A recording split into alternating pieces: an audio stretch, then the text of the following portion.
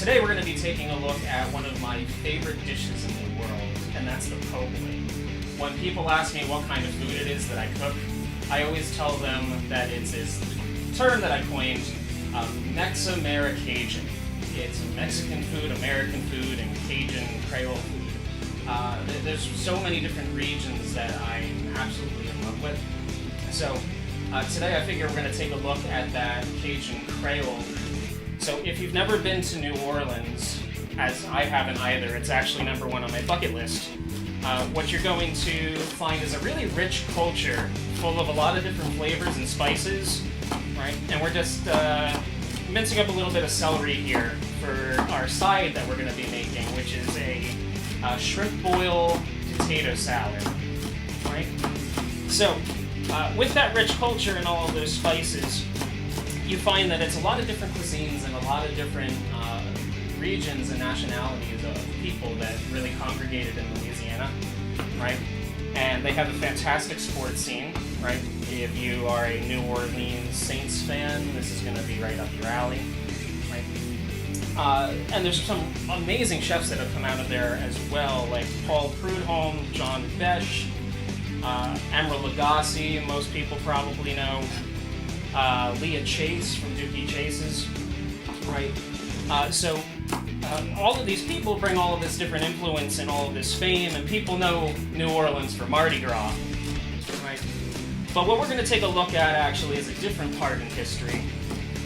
And we're going to go back to the 1920s, and we're going to be taking a little flashback to a sandwich that became very popular during the streetcar workers' strike, right? So the history behind the idea is that there was this restaurant, and when these workers were striking, in order to support them, they would give them these sandwiches for free, the po' boy. And I'm going to get some heat under my pan as we're getting started here, right? So we're going to go with a nice medium heat, and we're going to open up the Cajun alligator and pork sausage, a gift from my grandma. If you follow me on Instagram, you saw my post that some people get milk and cookies when they go to their grandparents. I apparently get alligator sausage because I'm lucky, right? So just trying to get into the package without puncturing the sausage. But yeah, so the history here. So what we end up seeing is this restaurant ends up giving the strikers these free sandwiches, and the story goes that when they see the workers coming, they would yell out, "Here comes another poor boy." Right? So they would eventually turn the coin the po' boy, short for poor boy. And you can really fill the sandwich with whatever it is that you want. You're going to find some people are going to fill it with lunch meats like roast beef with the gravy, almost like a French dip sort of sandwich. Other people will fill it with fried seafood, shrimp and crawfish, as well as oysters are very popular. Today we're going with the alligator sausage because I was fortunate enough to get gifted with this, right? So, what we need to do in the meantime is add a little bit of oil to the pan now that it's heating up. Right? Maybe a tablespoon.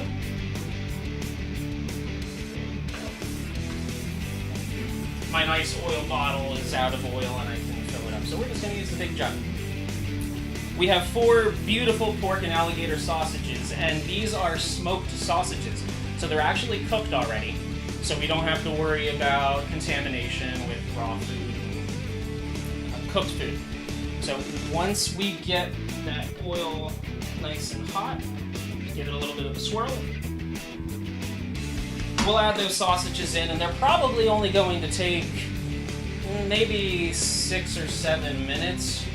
We just need to get them heated through, and we'll be able to build this wonderful sandwich. In the meantime, I guess what we'll do first actually is give a quick little saute on these veggies. What we have here is what's called the Holy Trinity in New Orleans. So we have some celery, we have some onion, and we have some green bell pepper. The classic Trinity that you see in like an Italian cooking would have carrot, but carrots actually don't grow well in Louisiana. So they've replaced the carrot with the green bell pepper. It still has a little bit of sweetness and a little bit of a bite as well. If you've ever eaten a raw bell pepper, you know exactly what I'm talking about. Little pepperiness. So we're just going to sweat these down because the Trinity is actually going to go into our potato salad. And we'll just grab a spoon. Perfect. Got the Trinity going in the pan here, trying to just get that softened up a little bit. What we're going to do to help that process is grab a little bit of salt and pepper. You can see the awesome potato salad ingredients that are going to be coming. Good. And just a little bit of pepper. Usually I would use some fresh cracked, but at the moment I've got one hand. So we'll just shake in some that's already been ground for us. Right. So we don't want to get any color on these. We just want to take a little bit of the crispness out of it. But not all the way. Don't cook this down to the point where there's no mouthfeel, there's no texture to it, because this is going to provide a little bit of the crunch to go along with our potato salad.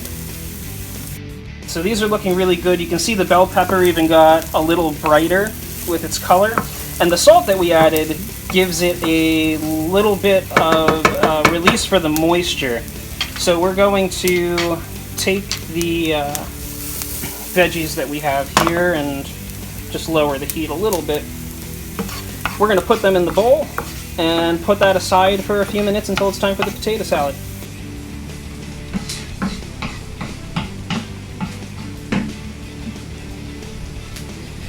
So here we go.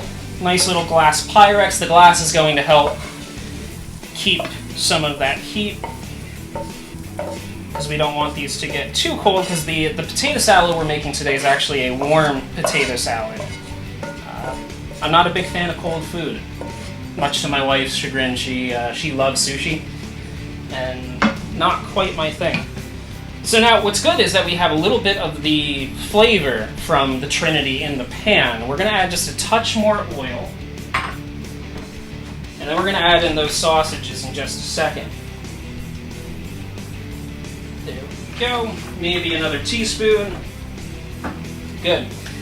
So we're just going to let the pan come back up to temp. I'm going to return that to a medium-high heat.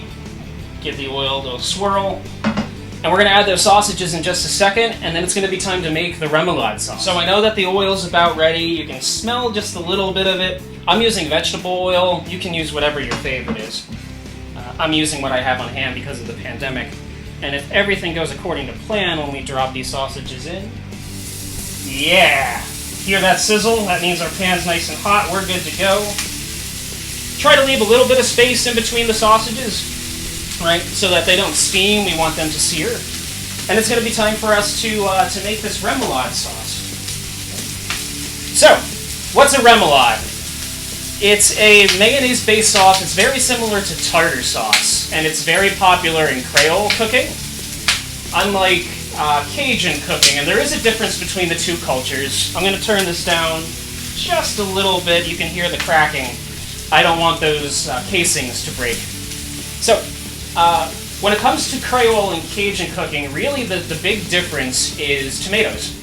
The Creole cuisine uses the tomato, and the Cajun cuisine doesn't use it. They tend to use more spices. Right?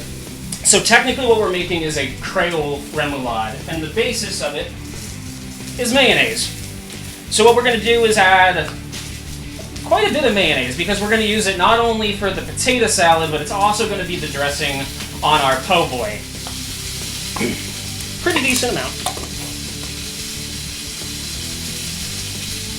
Probably 3 or 4 tablespoons. And let's check on that sausage real quick. Got some tongs. Starting to get a little bit of color, right? We'll take a look at that. So you can see just a little bit of brown. I don't want to go too hard on these just yet. Right? Good, good. Awesome. And that's a beautiful sizzle. So, don't need these anymore. Not at the moment. So we're going to take then just a tad of ketchup. It's a very precise recipe. So we're just going to add maybe half a tablespoon. And the big one here is mustard. Usually you'd use a whole grain mustard. Unfortunately, due to the pandemic, it's a little hard for me to get some ingredients, so we're going to go with yellow. Right? But we're going to bring that tang, probably about twice the amount that you had of the ketchup. So maybe a tablespoon or two, depending on how tangy you want it. And I was able to get my favorite ingredient for a po' boy, and that's a deli pickle. Right? You can use the stuff from the jars, you can make your own. But I personally love a nice dill deli pickle. So, what we're going to do is cut this into maybe 1/4-inch slices and about half the pickle. You could also use relish here if you wanted to, but this is going to bring a little bit more pizzazz to go all Mardi Gras to your remoulade sauce. Then we're going to cut the slices into slices, almost like a julienne, if you're into chefy terms. And the most important tool you can have in the kitchen is a sharp knife, especially when you're trying to cut slippery pickles. Then we're going to turn these sideways, and we're going to chop them into nice little dice cubes, right? Like a relish. Give these a nice rough chop. It doesn't need to be perfect, but it is going into a sauce, so nothing too big. Right, there we go. And we're going to add that right on in. Can you hear those sausages sizzling away? Perfect. Okay, so at this point then, we're just going to grab a spoon. Or, you know, we're going to go with a fork. And we're just going to mix this up until we get this kind of reddish yellow mayonnaise sauce. But we're not done yet. So the first thing you want to check then is consistency. So it should be a little bit thick, right? The pickles could make it very watery, then you just want to add a little bit more mayo or mustard, right? And then we have to add, right in front of me, some hot sauce, right? Whenever I'm cooking Creole or Louisiana food, I like to use Crystal Louisiana hot sauce, right? It is authentic to the area. And we're going to add maybe a teaspoon or two. I like things spicy. And then some Creole seasoning, right? Probably a teaspoon or two of that as well. And again, it doesn't have to be super precise. It's all going to be about taste. And we're going to give these sausages another check in just a second. And this did get a little watery on me, so I am probably going to add a little more mustard, I think. I really like the flavor there. So let's take a look at these sausages. Alright. So they're sizzling away, and we have a squirter, right? So the casings are breaking, which means that the pan might be a little hot, so we're going to adjust that just a bit. You see me cooking in my bare feet today. We're inside because the weather outside isn't real nice today. There's a chance of thunderstorms. So they're looking good. What we're going to do actually now, I think, is turn off the heat. We're going to give them another minute or two to finish their cooking. Then we're going to let them rest. So like I had said, we're going to add a little bit more mustard and I think a little mayo. It is looking a little loose. Maybe another half teaspoon. Now, can you serve a po' boy with just mayonnaise and not bother with the remoulade? Of course you can. A lot of restaurants do that. However, there's just something about a remoulade sauce and just the spices that just makes me so happy. We're going to try this out with a little pickle. So there's the tang of the mustard, there's the bite of the dill pickle, but the mayo makes it nice and creamy and hearty. This is going to be perfect for what we're doing today. So let's get started on that potato salad. All right, so it's potato salad time. This is a shrimp boil potato salad. And where's the name come from? Well, it comes from the fact that I cooked the potatoes and all of the ingredients other than the Trinity in a shrimp boil. We had a nice 2-pound shrimp boil the other night. So what I did is I reserved 6 of the shrimp, right? 3 of the large red potatoes, and an ear of corn that I've halved. And what we'll end up doing is taking the corn off of the cob, right? And the idea here is that by cooking it in the shrimp boil, it has all of those Cajun and Creole seasonings in the water. And I stab the potatoes before I put them in the water so that the seasoning and the water can really get in there. The idea then is to have something that's a little bit more authentic to the region and kind of pairs with that po' boy. Plus it's different. How many of you have ever had a potato salad with shrimp in it? So we'll take this corn off of the cob and we're going to put that into our bowl here. With the potatoes, you could use the baby ones. I couldn't get my hands on them, again, pandemic. Right? And you want to cook them until they can be punctured easily with a knife. And what I've done is reheated them in more shrimp boil seasoning. You can use your favorite. And we're just going to cut these into slices, like so, probably 4 slices for a large potato. And the skin should be falling off if you've done this right? But I like to leave the skin on. I like the color of the red potato and I like the creaminess. We're going to cut that into slices and dices. And the skin's just falling off everywhere and I'm perfectly okay with that. It adds, that I made it at home sort of feeling. So, and we're going to do the same thing with the other potatoes. And then with the shrimp, we're going to, I'll show you this. We're just going to peel them. Always cook shrimp with the shell on, because it helps to trap in all the flavors and the seasoning into the shrimp. Plus, they're fun to peel when you're eating at home, right? And we're just going to cut these into each shrimp, and these are large shrimp, when you're looking at the package, into little bite-sized pieces, and no one's gonna know. You won't tell on me, right? Right. And we'll put those in, and then we're going to add some remoulade and turn this into an awesome potato salad. So I've added all the ingredients here. This is going to be my presentation bowl. For the meantime, I realize it's just a little too small for the mixing, so we're going to add it into a bigger bowl. So this is the corn, the red potatoes, the shrimp, as well as the Trinity. And we're going to get the last little bit out of there. Don't want to waste any food. In this house, we don't waste food. Okay. And then we're going to add the remoulade sauce that we've made, reserving a little bit for the sandwich. Perfect. And if we need to make a little more, we make a little more. Right. And we're going to give this a mix. Okay. I don't like my potato salad too saucy.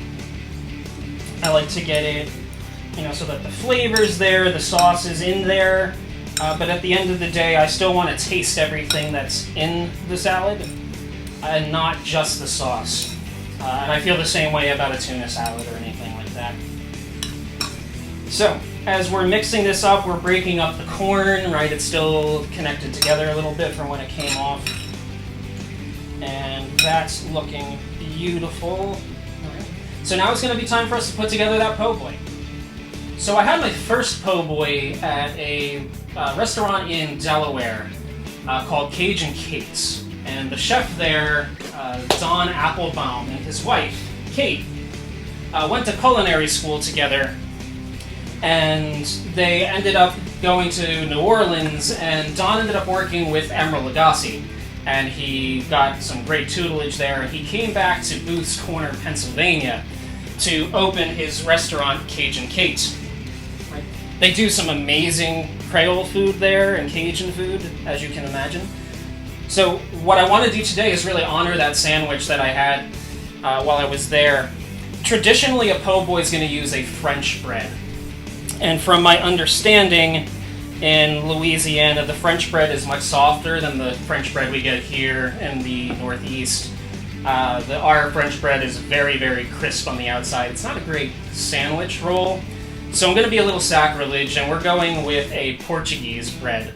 So there's not a whole lot of bread on the inside, and it's nice and soft, so it's going to hold all of these flavors really well, but it's not going to end up becoming something that's difficult to eat because nobody wants to have a hard time eating a sandwich. So the po' boy is a really simple sandwich. Ultimately, what it's come down to over the course of time, right, the sandwich is almost a century old, is a basic combination of lettuce, tomato, pickles, a sauce, a remoulade, a mayo, right? Whatever your protein is, and that wonderful French bread. So we're going to get rid of the rest of the loaf for the moment and grab that pickle. So we're going to take out the core of the tomato. I use a vine-ripe tomato. I think that they're that perfect mix of still being juicy as well as having some texture, right? We don't want to add too much moisture to the bread, otherwise we're going to have a soggy sandwich, and really, unless you're having a French dip, nobody wants that. And we're going to take off the end because I'm a little OCD. I don't like to have the round bit on the sandwich. We're going to take a few slices here, slicing them thinly. And I think 3 should probably do it. We're going to take a few slices of pickle as well. And these slices, whatever you prefer on your sandwich, as far as thickness goes. And I love pickles. Not that I've said that before today. Especially a dill. Okay, so we've got those. Then I like to use iceberg lettuce. The nutritional value isn't necessarily there, but I think that it shreds really nicely for a sandwich. And you can leave it as leaves, but I personally love nice shredded lettuce when I'm having a sandwich. So we'll take a few slices there. Thank you for your donation to the cause. Right. And then we're just going to shred this up. I leave it in the fridge, the lettuce that is, right until I'm ready to put the sandwich together because I love ice cold iceberg lettuce. My father-in-law loves a wedge salad, and I know that he's going to agree with me that if it's not cold, it's not worth it. So, let's split open this bread. Right. Don't cut it all the way through. We want to create a little nest for the sandwich. And I need to cut the back there. And you want to measure it so that the bread is about the same size as the sausage, right? So, what we will do first, just kind of break that open. You can take some of the bread out if you want to. I personally like a nice piece of bread. I didn't know how much I love bread until I met my wife and we went to a farmer's market. I grew up very simply with, your white bread, like Wonder Bread or whatnot. And she got me my first baguette, and it was incredible. And she really taught me to love food the way that I do, and that's probably why I'm doing this today. Love you. So we're going to put in the lettuce. We have the tomato. Then we'll add in our pickles. Good, spread everything out. And then let's grab a knife, because it's time to sauce this thing up, and it is almost ready to be eaten. And it's going to be a great day. So, as much or as little sauce as you want to. I am a big fan of remoulade, so I'm going to be awful. Let's just add that on there. All of that delicious acidity and the creaminess of the mayo. We put our sausage in there, right? And there is our perfect po' boy. So we're gonna plate this thing up, give it a try, and then it's time for another game day feast. So here's our finished product. We're going to have this amazing po' boy sandwich with the pickles, the tomatoes, the lettuce, that remoulade, and the sausage. We have this shrimp boiled potato salad, still warm, coated in that same remoulade sauce, full of seafood, potatoes, and veggies. Let's bite into this thing and see how it is. So the only thing we have left to do is give this thing a try. Let's start with the side. That seems to be my thing with this show. So we're going to get a little bit of that Trinity, make sure we get a bite of shrimp. And a potato. There's that tang of the remoulade, but the red potato is nice and smooth, and you can get that crab oil seasoning that I use in the shrimp oil. And there's still a little bit of crunch from the veggies as well as the pickle that's in there. And then we have this amazing sandwich. Let's see if I can try to get everything in one bite. Here we go.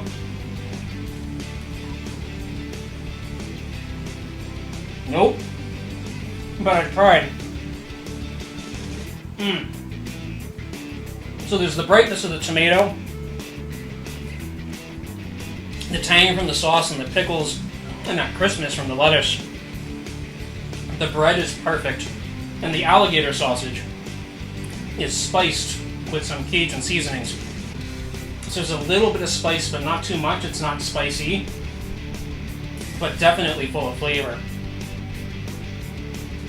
It's too big of a bite. So, I hope you guys enjoyed the dish. I hope that you are enjoying the show. If you haven't done so already, subscribe to my YouTube channel, like the video, and if you haven't done so, we're also on social media. Check out Game Day Feast on Instagram, on Twitter, and on Facebook. I'm so close to having my first 100 followers on Instagram, so if you could follow me, that would be fantastic. I'll see you guys next week for another episode of Game Day Feast.